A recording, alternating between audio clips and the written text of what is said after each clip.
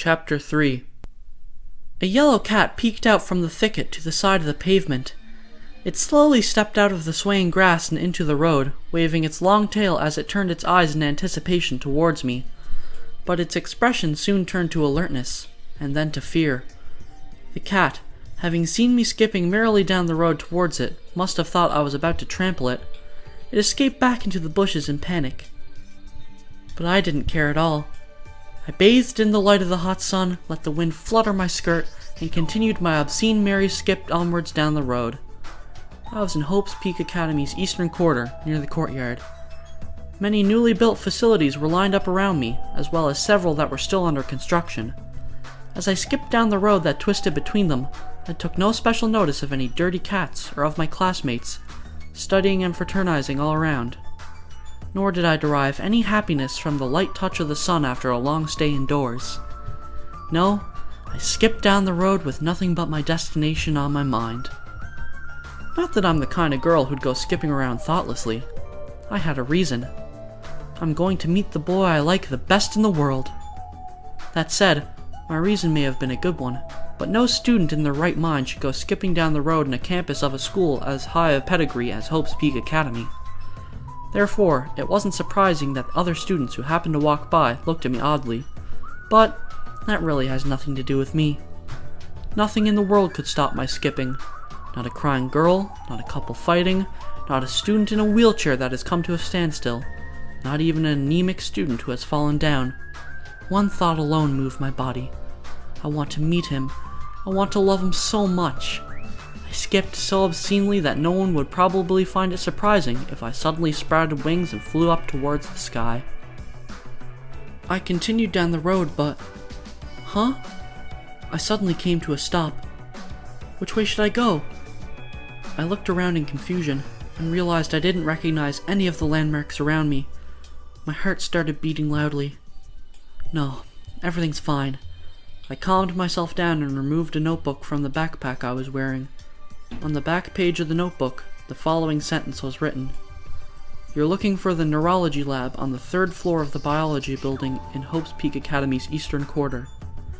I felt a refreshing wind of relief passing through my body. Yeah, that's right, the biology building. But where is that biology building anyway? My heart went noisy once more. Everything's fine, no need to worry. I nervously flipped through the notebook as if acting on instinct, and my eyes stopped on a page with a crude drawing of a map. Above it, the following was written. This is a diagram of Hope's Peak Academy's eastern quarter. Well done, me. Without thinking, I struck a victory pose. Soon, I was standing on the raised edge of the fountain that decorated the center of the courtyard, comparing the buildings around me with the map. Literature building, science building, physics building, arts building, math building, PE building, linguistics building, staff building. As cold droplets from the fountain kept hitting my thighs, I looked for my destination, the biology building, as if I've never visited it before. Ah, it's right over there. I finally found the square building, identifiable by its light green walls. It looked exactly like the note about the biology building in my notebook described it. Right. I jumped down from the fountain's edge and started running. Some boys in the area looked at me in surprise. Maybe my skirt flew up for a second during my vigorous leap. But that really has nothing to do with me. Anyway, I must reach my destination before I forget. My ferocious dash led me inside the biology building, where I soon discovered a flight of stairs at the back of the lobby. I didn't lose momentum for even a second as I ran up the stairs to the 3rd floor. When I reached it, I ran down the corridor, checking the signs next to the doors lined on its walls. Finally, at the very end, I found the sign that read, Neurology Lab. I hastily stopped in my tracks. After a quick, deep breath, I checked my hair and my smile in a hand mirror. Yep, cute as always. Flashing that same wonderful smile and shouting "G'day" in my brightest voice, I opened the lab's door, and that's when it happened. Something flew just past my ear, making a wind-cutting whooshing sound. I turned my head in panic and saw a small blade embedded in the wall behind me, still vibrating from the impact. I jumped back. Why is there a scalpel flying through the air? I screeched. Don't shout. A chiding voice answered back from inside the lab. The moment I heard that voice, my heart started beating faster. Thump thump went my heart as I turned to look inside the lab. A boy was lying on top of a bed installed in the center of the room. "You're late. That's unseemly for someone as ugly as you." A dirty white shirt was sloppily thrown over his body. He was lying face up, his face concentrated on a thick manga magazine he held in his hand. He didn't look at me once. "You're also too loud for someone as ugly as you. Speaking of, someone as ugly as you being scared of flying scalpels is weird too." "But wait a second." I stopped him, my voice showing signs of panic. "I could report you for discrimination if you keep calling me ugly, you know." "Who are you gonna report me to? The National Japanese Ugly People Association? That kind of organization would be guilty of discrimination just by existing." The manga-reading boy who kept calling me ugly was the person in charge of this neurology lab. The doctor in charge of my treatment. My childhood friend. The boy I like the most in the world. He's super high school level neurologist Yasuke Matsuda, I think. "Oh, I see. You're a member of that association, aren't you? Is that why you're so angry?" I'm not. I'm not even ugly." "On second thought, you're right. You aren't ugly." My chest swelled in pride and I flashed a complacent smile. "Yep, that's right. I even checked my mirror just now and..." "You're super ugly." "Super ugly?"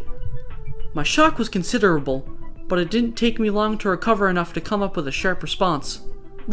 Liar, I am not super ugly. If anything, I'm world-class cute." Matsuda continued to ignore the fuss I was making, his eyes never leaving the magazine. "I don't care what the world thinks. Ugliness is subjective and I am free to make my own judgment," he said, as if the matter at hand didn't concern him at all. So tell me where you think I'm ugly. I'll go fix it up in surgery," I said in desperation. "Is it my eyes, my nose, maybe my mouth? How about my eyebrows?" "You forgot to mention your heart." "But I can't fix my heart in surgery." "Is that so? Poor you. Honestly, you're beyond help. Both your face and your brain aren't any good. I think you can have some success if you make yourself an object of sympathy, though. Go stand in front of a train station and beg for change or something. I'm sure you'll make lots of money." I dropped my shoulders, crestfallen. Then I let my hands drop towards the floor and my body drop limply. I was beaten up. "By the way, who are you?" "Eh?" I raised my head in surprise at his unexpected question. "I can't really tell just by the voice." "Are you saying you didn't know who you were talking to until now?" "It's not your fault. You never told me who you were." I didn't, but you can recognize me by my look, can't you? See? It's me!" "I don't have time to look at you," said Matsuda, still absorbed in his book. "I just got to the interesting part." "Don't have time? Isn't that just a manga magazine?" "So what? If you're gonna ask, what's more important, me or the manga, the answer's the same as always. It's the manga." "I see. If the answer's the same as always, that means manga is always more important to you than me. That's cruel. I didn't want to know that." "That's a fine observation, but please just answer the question." Okay." Pressured, I took the notebook out of my backpack once more and observed its front cover. Ryoko Odanashi's memory notebook. As soon as I saw that title, I remembered. I remembered my own name. It seems my name is Ryoko Odanashi? I know only one person stupid enough to not be sure of her own name. I think you're talking about me. Probably. Matsuda let out a big sigh. "Huh. So you weren't someone suspicious after all. Are you trying to say that you threw that scalpel earlier because you mistook me for someone suspicious? Or something?" "Exactly. I am not the kind of person who throws sharp objects at acquaintances after all." "Liar!" I pointed my index finger straight at Matsuda. "I mean, before you confirmed who I am, you told me I was late and that I was too loud for an ugly person. That's proof you knew who I was." Smack. Matsuda loudly snapped his manga magazine shut. He leveraged the bed's cushion to jump up out of it, and walked briskly towards me until there was almost no distance between us. "Eh? What? Why?" He looked straight into my eyes. My body grew hotter by the second. "You remember that?" "Huh?" Matsuda clutched my shoulder strongly with both his hands. He pushed his face close to mine. "Do you remember me calling you ugly when you got here?" he asked slowly. Seeing Matsuda pressing so close to me with such a serious expression on his face made my heartbeat increase tenfold. I think so? I guess my condition's a little better today." Just as the tone of my voice started warming up, he released his hold on my shoulders and turned around to face away from me. Then, still looking away, he whispered as if talking to himself, "Is your condition really better, or is it worse?" "Eh? What do you mean?" "It's nothing." Matsuda shook his head and began speaking in a commanding tone. "Go lie on the bed. We have to begin today's treatment." With my mind still reverberating with the beats of my heart, I removed my backpack and set it aside. Then I lay down on the bed occupied by Matsuda until just a few minutes ago. As I let my body soak into the soft mat, my nose was filled with the scent of the sheets. Matsuda's scent. I sniffed his scent as I felt the remains of his body warmth engulf my body, and I felt as happy as if he was lying next to me, hugging me softly. I laughed an instinctive happy laugh. "Is something funny?" Matsuda grimaced and gave me a hard look. "I realize that's the way dung beetles laugh, but even though you are one, it's just too gross. Can't you at least try to laugh normally?" "What's normal about that? That's even grosser." Shocked, Matsuda rolled a trolley noisily from the center of the lab. On top of it were several complicated, important-looking machines. He pushed the trolley up to the bed, said, "Here we go," and started operating one of the machines with a tense expression on his face. I found myself staring at him work. Silky soft hair, long almond eyes peeking through it, long feminine eyelashes, a pointed jaw, small pale lips, long white fingers. "Stop looking at me, ugly. It's creepy." And a sharp tongue. That's right. That's my Matsuda. I rolled to my side and wrote a note in my notebook. "You don't have to write everything down, dung beetle." "But if I don't write it down, I'd forget it all." Matsuda let out an exaggerated sigh. "Honestly, your brain's like a bottomless bucket." A bottomless bucket. It wasn't another one of his cruel jokes. It was true. I forget everything I see and hear after a very short time. I don't know the reason. If I ever knew, I've forgotten it. But whatever the reason may be, my forgetfulness is not normal. Of that I'm certain. But it's not like I'm forgetting things because I want to. There's a sickness in my brain, right? I can't help it, so be nice to me.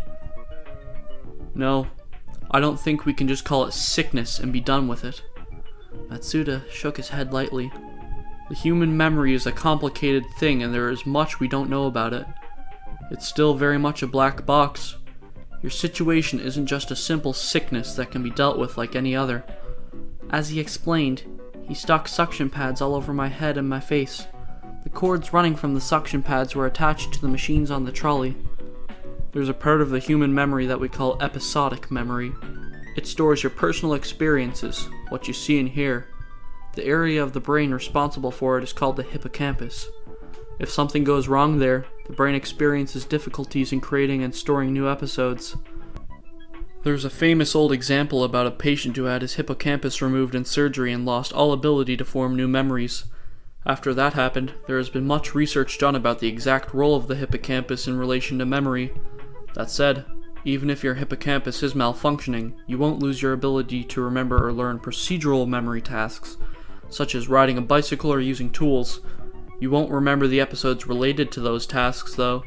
For example, you may remember how to ride a bicycle, but you won't remember how you came to be able to ride them.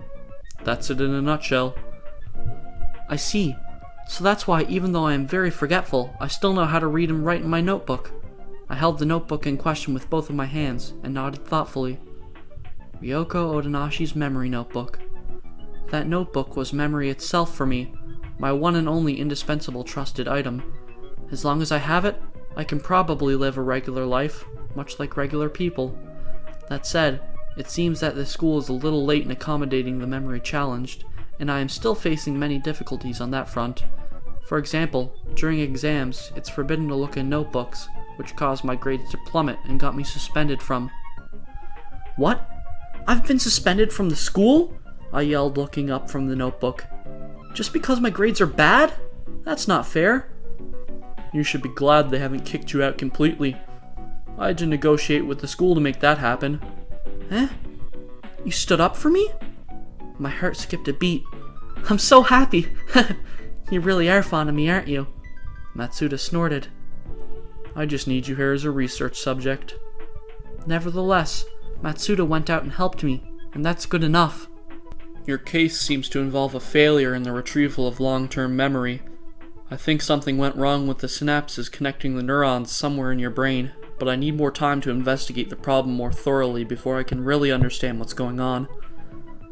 I didn't understand most of what you said, but at least I haven't been expelled. If I get expelled now, where would I even go? I don't have anywhere to go outside this school. I've forgotten everything else. I don't even remember my family, or any old friends I may or may not have. If I get expelled, I will also end up away from you, Matsuda. Being separated from Matsuda was the thing I feared most. My body shivered a little just speaking the words out loud. You shouldn't worry too much. Matsuda turned to face me and spoke bluntly. You are a valuable research subject, and I don't plan to lose you. At least not at the moment. But you might change your mind later. I'm happy, but I have to remember to not be too much of a burden from now on. Don't complain. You should be honored that you're participating in such important research. Matsuda chided me, and then continued his explanation.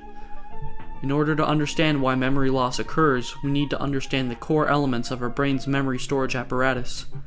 Once we make advances in that field, it opens the doors to a wide array of possibilities, like improving the quality and longevity of human memory, or developing medicine to prevent memory loss. In the future, we might even be able to treat memories like we do data on hard drives. We'll be able to create devices that back them up or destroy parts of them freely. There's already research going on in that front abroad. They managed to erase lab rats' long-term memories by manipulating their M-zeta kinase enzyme. I see. In fact, I didn't see it all, but for the time being I had to be agreeable. In any case, I'm just super happy that I can be any help to my beloved Matsuda.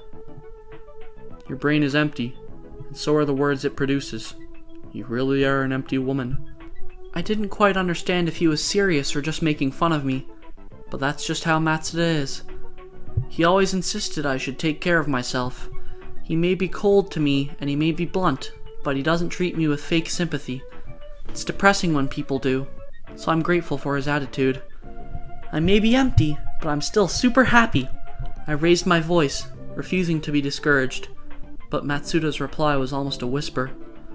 Well, I can't deny you're helping me out here.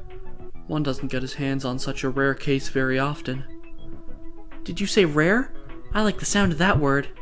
I felt happy as if I was being praised. So what's rare about me? Tell me, tell me, tell me! Stop acting like a child. Matsuda let out a big sigh. I don't want to tell you. You just get annoyingly excited. What's so wrong with that? Tell me, tell me! My insistence finally paid off. You don't often see someone possessing such a superb brain-intensive talent as you do affected by memory loss. That's why you're such a rare case. Talent? Brain-intensive? Nothing came to my mind. It's fine if you don't remember it. It was really irritating when you used that talent of yours. I'm warning you, don't ever try to use it on me. You got that, dung beetle? I didn't quite get what he meant, but his dung beetle comment stung my heart a little bit, so I couldn't help but nod in agreement. Well, I don't really care as long as I get to spend these intimate moments with you, Matsuda. I should be thankful that there's sickness in my brain. I told you, it's not really a sickness. Matsuda stuck even more suction cups to my head, as if he was trying to hide my grinning face. Nevertheless, it's admirable that you can take this so easily. Your condition is no laughing matter. Shouldn't you be at least a little worried? Eh? What is there to be worried about? I mean, said Matsuda in amazement. Aren't you worried whether these symptoms are ever going to go away? Eh? His words surprised me. It wasn't like Matsuda at all, asking a question like that in such a serious voice.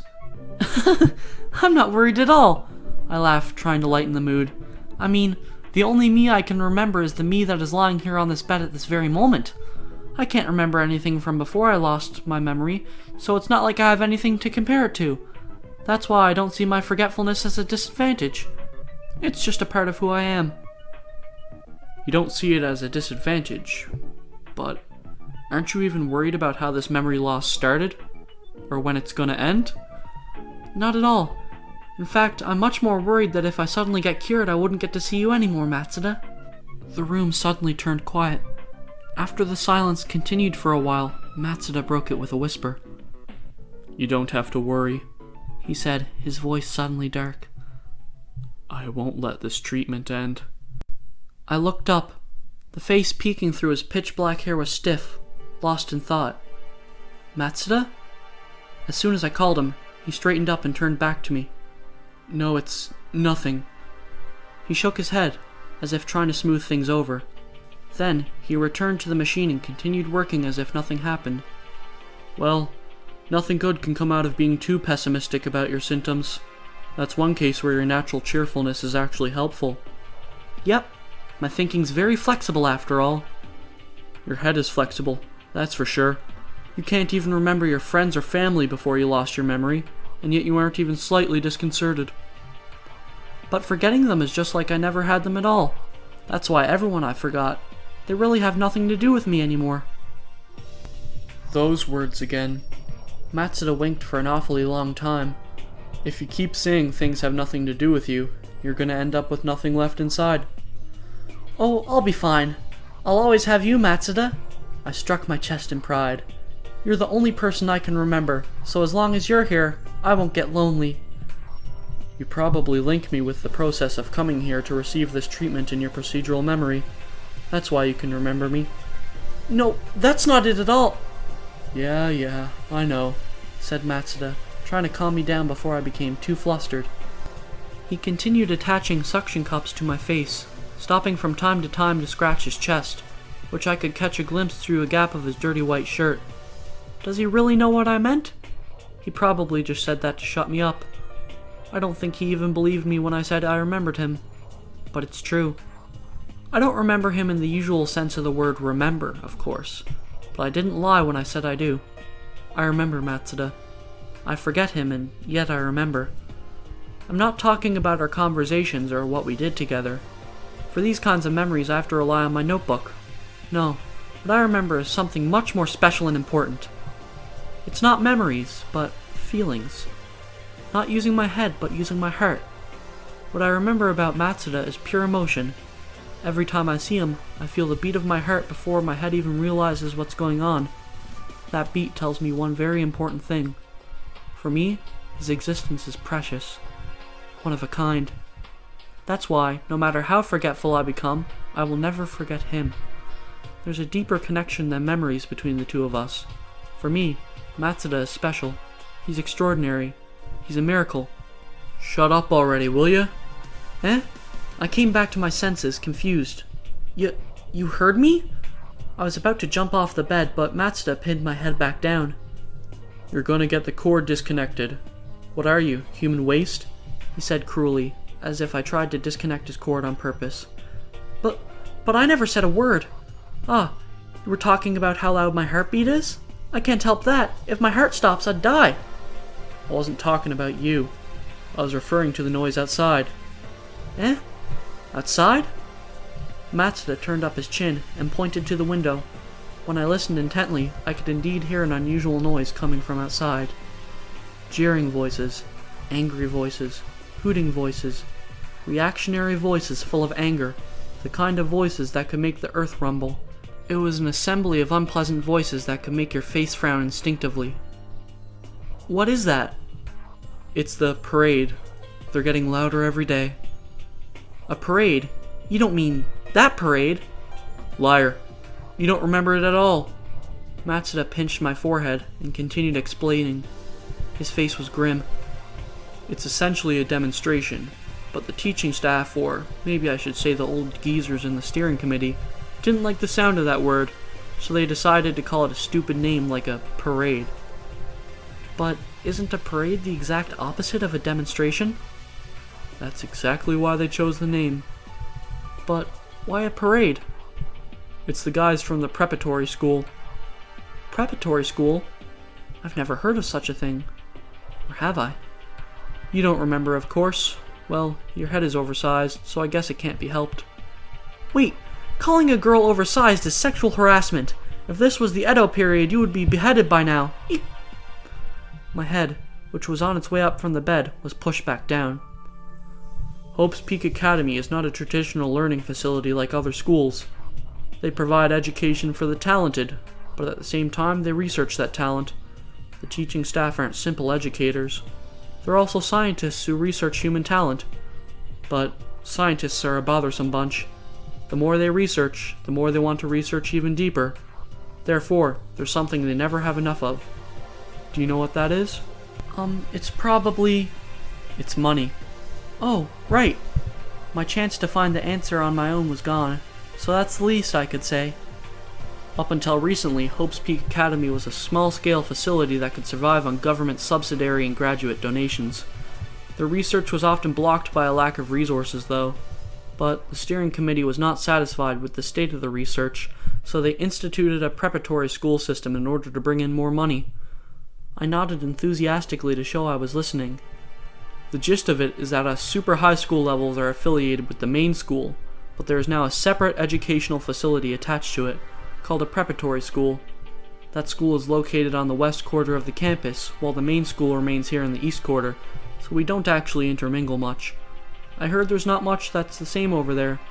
They don't scout their students and rely on a regular entrance exam to choose among applicants. Their teaching staff is chosen the same way. Our teachers are the scientists who work and live at the school, while they have regular teachers coming from outside. So it's just a regular high school, isn't it? Exactly. Nevertheless, there was a flood of applicants. A brand name is a powerful thing. Matsuda almost spat the words out. People didn't care that it was just a preparatory school. The prestigious Hope's Peak Academy had finally opened its doors to the public. People are sheep. They are drawn to a name, and the school took advantage of that to get more money. Thanks to that, the school went through a sudden growth spurt. We suddenly have research buildings that can make any university jealous. No one was prepared for that. In just a year or two, Hope's Peak Academy became a school of an entirely different scale. The power of the steering committee also grew accordingly. But that almost seems like fraud. Doesn't just seem like one.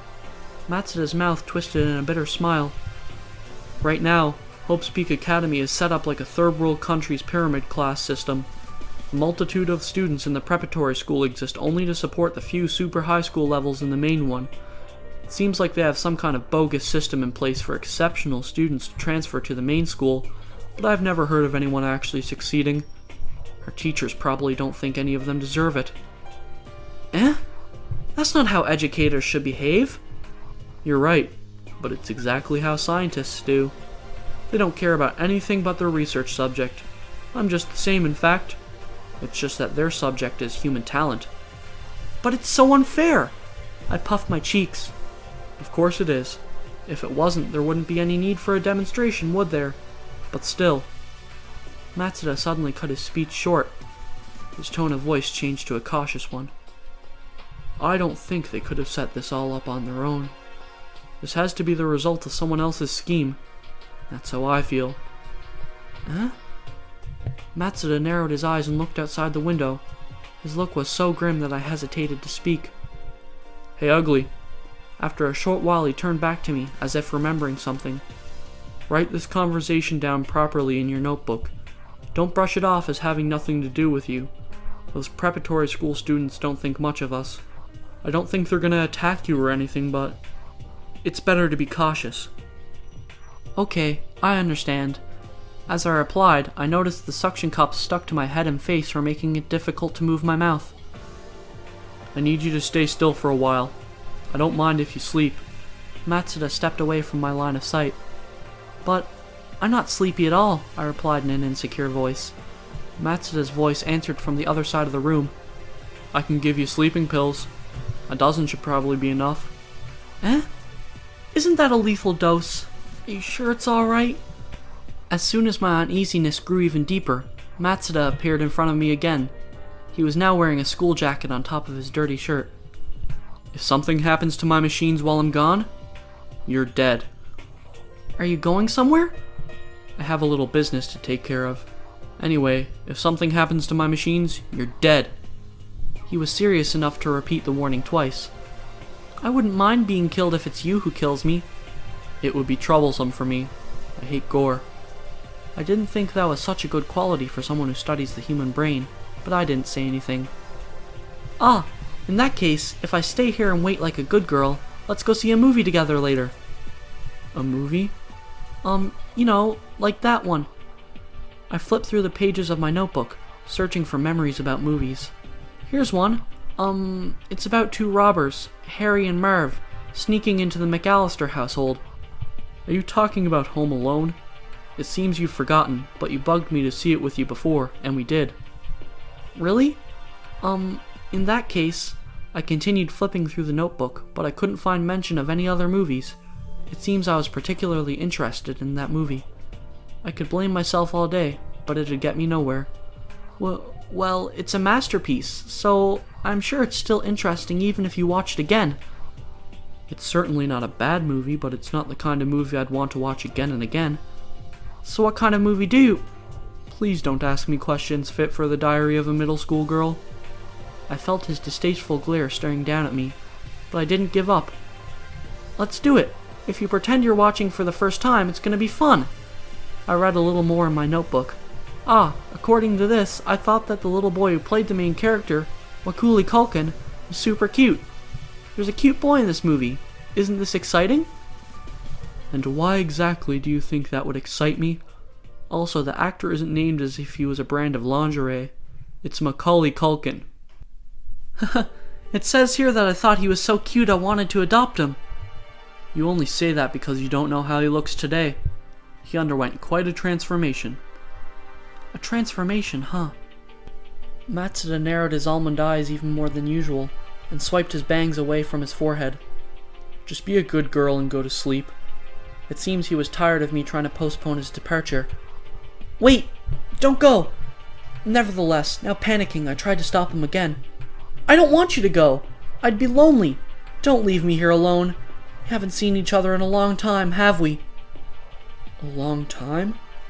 Matsuda stopped in his tracks.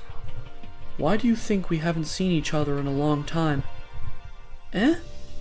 I'm asking you why you think we haven't seen each other in a long time. Matsuda faced away from me as he spoke. His voice was tinted with pain and made me feel anxious. I can tell by the rate my heart was beating, I think. So if you see me every day, your heart doesn't beat as fast when I'm near? No, that's not it. We did just meet yesterday, you know. Huh? We did? It's not surprising that you forgot. Matsuda's back curled forward, as if he was dejected. I guess you were just lying when you said I'm the only one you can remember. Well, wait, I'll remember in a second.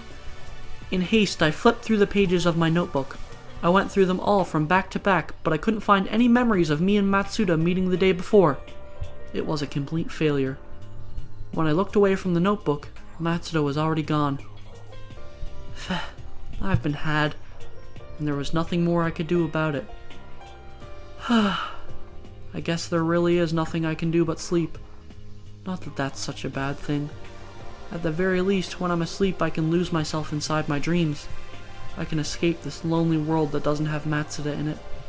I can probably even meet Matsuda in my dreams. With that thought deep in my heart, I rolled to my side, careful not to disturb the cords all over my head, and sniffed the pillow that still had traces of Matsuda's scent. I sniffed it as if I was a puppy, and rubbed my cheeks against it, purring happily. Then, I closed my eyes. As my vision blacked out, my other senses sharpened. Before long, the only thing remaining in my world was Matsuda's scent. No, that wasn't the only thing. I could also hear voices interfering with mine and Matsuda's private world, an assembly of emotional, unsettling voices. Anxiety washed over my entire body by just listening to them, so I blocked my ears in panic. It has nothing to do with me after all. Nevertheless, I couldn't sleep. I felt like my body forgot how to. I want to fall asleep.